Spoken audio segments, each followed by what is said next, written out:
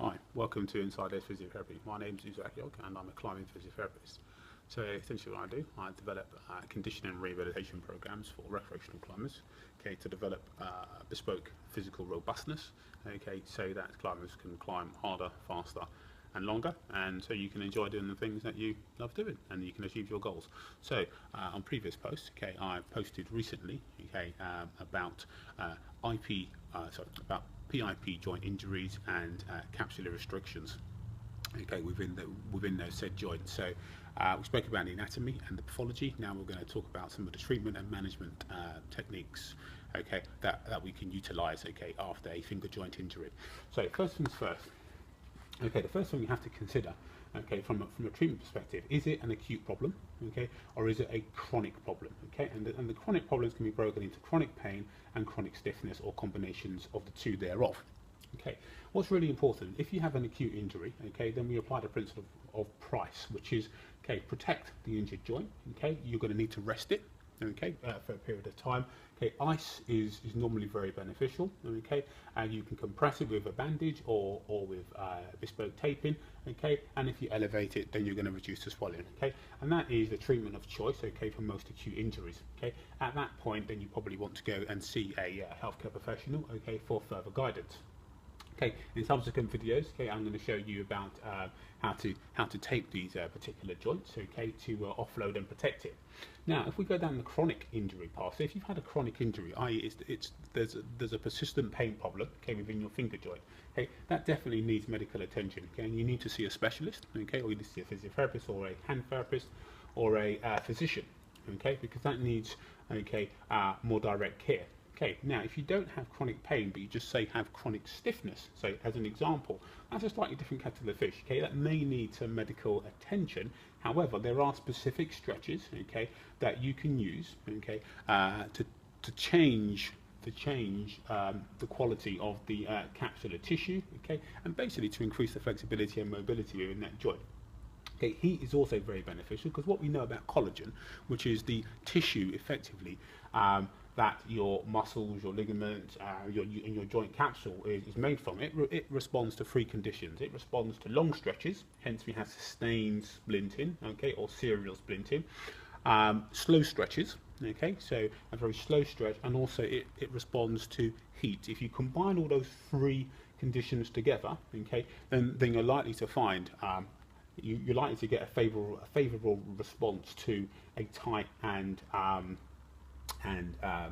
chronically stiff joint capsule.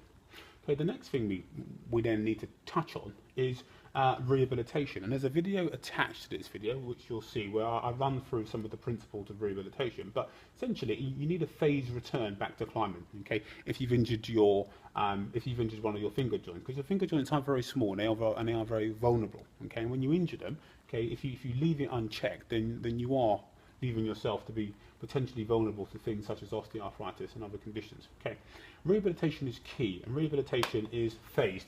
So essentially, what's required, okay, is the first thing is obviously we would apply the price principle. Okay, then we would increase range of motion. We would work on muscular strength, so for all the muscles and tendons that cross that area. Okay, we'd also work on the neuromuscular control as well, or the joint proprioception. But also we've got to rehab the entire chain, and I'll touch on this in prevention. But rehabilitation of the entire kinetic chain, because you can do as many finger exercises as you want, and you can strengthen the fingers. But underlying that, if there's a underlying deficit within the entire body or the entire system, okay, and you're pulling harder through your fingers because you don't have enough, say for example, core body strength to develop body tension, or your footwork's terrible, or you just don't have enough upper or lower body strength, then actually you're always going to be on a bit of a hide into nothing from that perspective. So, touching on prevention. Prevention is really important. Okay, so if you're the key reasons why these joints become injured in the first place, okay, is normally because something's changed. Okay, so it may be that you're transitioning, okay, between different climbing styles. So you're going from boulder into sport climbing. Okay, well then you need to transition, and you need to gradually move across. Okay, if you're especially if you're pushing the grades and you're trying to progress. Okay, it may be that you've returned to training after a bit of a layoff. Again, you can't go back to where you were, 7-8 weeks ago if you've had a 7-8 week break, or even a 2 week break for that matter. Okay, you've got to transition yourself very, very slowly. Okay, and you just got to be careful about how you progress your grades. Okay, and the speed at which you do that, because the body will adapt if you allow it to.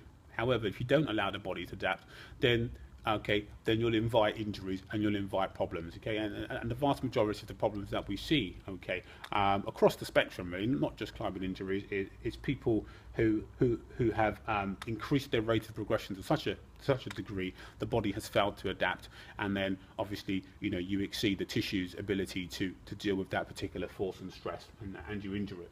The next thing is kinetic chain durability. Now, if you haven't seen my video, about climber durability, I suggest you watch it. It is on YouTube, and that talks about all of the kinetic chain and all the factors that you have to consider, in terms of performance. Okay, and these are all physical factors in terms of performance for a climber to increase your durability and your resistance to fatigue and injury. But obviously we have specific training modalities for fingers, such as fingerboards and so on. Okay, they generally come in later. Okay, and and as I pointed out before, we've got to rehab the entire kinetic chain. You've got to have kinetic chain durability. So you've got to think about all these factors. What's your maximum muscle strength? What's your maximum lower body and upper body strength like? What's your core? What's your 360-degree core strength like? Okay, what is your postural smartness like? Okay, and your antagonistic ratios. Okay, between antagonistic and agonist muscles. So I'm going to stop there, okay, because that's about 6 minutes, and there is a video to follow on from this as well that I'm going to attach. So if you'd like to find out more information, about Inside Edge Physiotherapy and some of the things I do, the conditioning programs that I develop, or the bespoke rehabilitation programs, then feel free to check us out at www.insideedgephysio.com. Also, as well, you'll find us on Instagram, you'll find us on Twitter, and you'll also see us on YouTube. Okay, bye for now. Hi there, so it's Uzo here again. Okay, welcome to Inside Edge Physiotherapy. So this is the second part of a video that I've put together, in relation to finger joint injuries and IP capsulitis, and synovitis. Now you'll see here, that in this video there's various different modalities that I will show you. In this particular video, you can see here I'm training the PIP and the IP joints using a soft ball. Now what's really important is it's important that you seek the guidance of a healthcare professional, ideally a rehabilitation professional that understands rehabilitation and how to stage your rehabilitation. Because there's various different videos on YouTube that you can watch, but none of them actually show you the implementation. You need a trained healthcare professional in order to do that. Anyway, with this video, in this video here, you can see that I'm using a slightly bigger ball, much more akin to a open grip type sloping activity, and I'm training the IP and the DIP joints. I'll move on to a slightly bigger ball again, sloper, nice big sloper type maneuver, but you'll see here the ball has a much thicker, much higher density, so it's a lot harder, so it doesn't actually squeeze as much. So you need to generate more force here, with the finger flexors, in order to cause the finger joints to flex. Equally so, if you found a ball that was just hard, you could train the isometric strength, which is static strength, which is very common when you are on slopers, because you can't really squash a sloper, can you? Or you shouldn't be able to. So you see I'm isolating there with individual fingers. And we can use more isotonic based exercises with bands and weights attached. And again, we're just training the finger flexors. It's just a different method. Essentially, you see there that I'm isolating the individual joints. Just to make it clear. So there we are on the PIPs. So different joints, you can exercise in different ranges of motion, and you can exercise the different muscles, the flexor muscles. So all these exercises are really targeting the flexor muscles, which are a collection of several muscles. It's important to realise, obviously, the bias here is towards flexion, because you have more flexor muscles than you have extensor muscles, and it's much more common for you to injure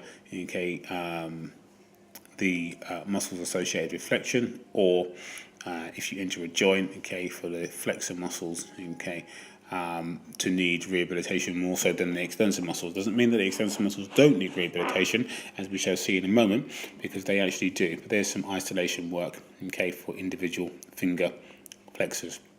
As I said before, it's really important that you seek the advice of a healthcare professional, okay, a rehabilitation professional, okay, so we can stage it. Now you'll see here we're using some extensors, okay, so here we're training the extensor muscles, okay, just with a band, okay, so I'm opening up the fingers and it's training the extensor muscles on the back of the forearm. Now you'll see that you may think that actually, why would you train the extensors? Well, the extensors are very important. In order for you to effectively use your fingers, your finger flexors, you need to have good extensors.